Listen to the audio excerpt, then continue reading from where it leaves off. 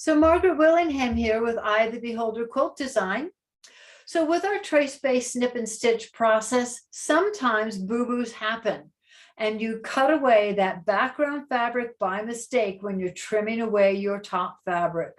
Well, recently I've been working on making this Victorian urn pattern, and these fabrics, I love them, but they seem to stick together no matter what I do. And I was cutting away the fabric from this circle, and I don't know whether you can see, but I can stick my finger right through. I was cutting away the circle and I got quite a boo-boo going. So I wanted to show you another way that you can do a repair. So we're going to switch our view. So here's my hole. Where's my hole? Here it is. Can you see? I can stick my finger right through. Now I'm still at the basting phase, trimmed out. So it's quite a big hole. So I think it's too big to do the iron-on patch that I showed you as the first way of doing a repair. And it's too big, I think, for bone ash. Now, maybe if I was skilled like the bone ash people, I could do it, but I'm not that skilled with that product yet. So I'm going to show you a third way to do a repair.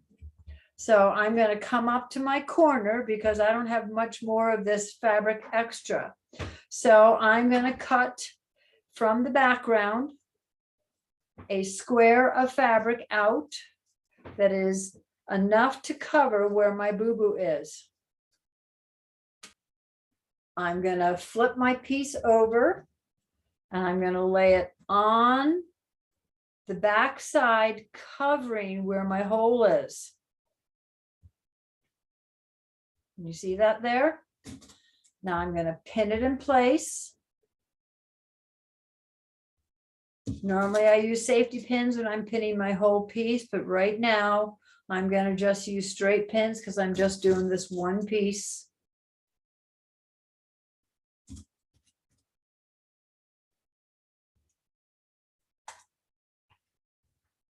Now I'm going to flip back over to the right side again. So here's my circle. Now I'm going to get my basting thread. Now I'm not going to move my original basting thread yet, but I'm going to baste in the opposite direction, following the line. So I'm going to use the existing shape.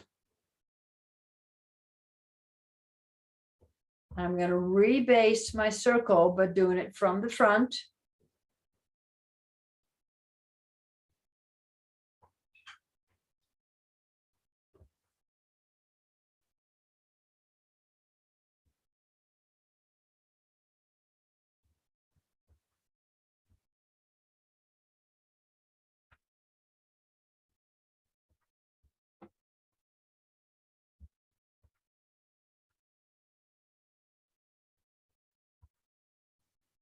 I'll turn my piece around so I can get to the rest of the circle.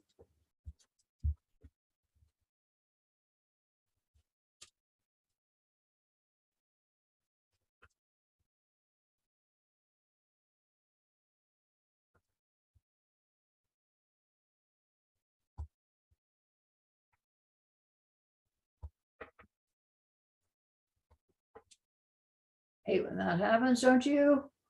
Your threads get all tangled up.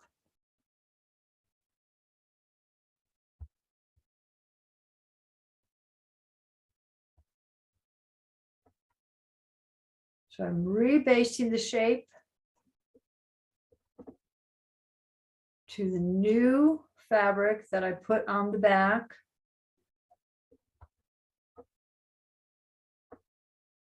I'm going to do my loop to loop to finish off.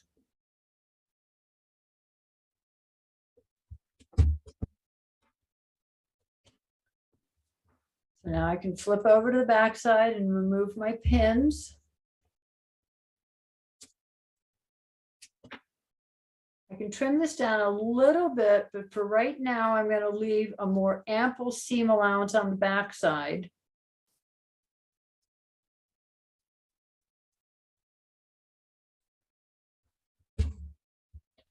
Now I can trim out the original background fabric.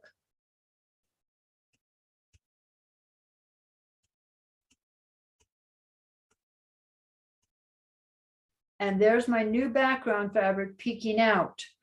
So when I get to stitching, I'm going to needle turn under both my top fabric and my original background fabric to that new background fabric that's in there.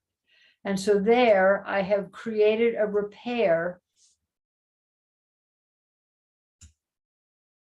without having to throw away my whole piece.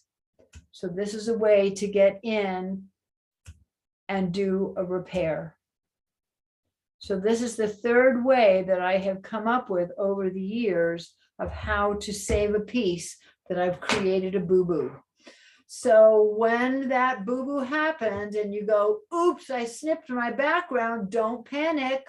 Just come up with these other ways.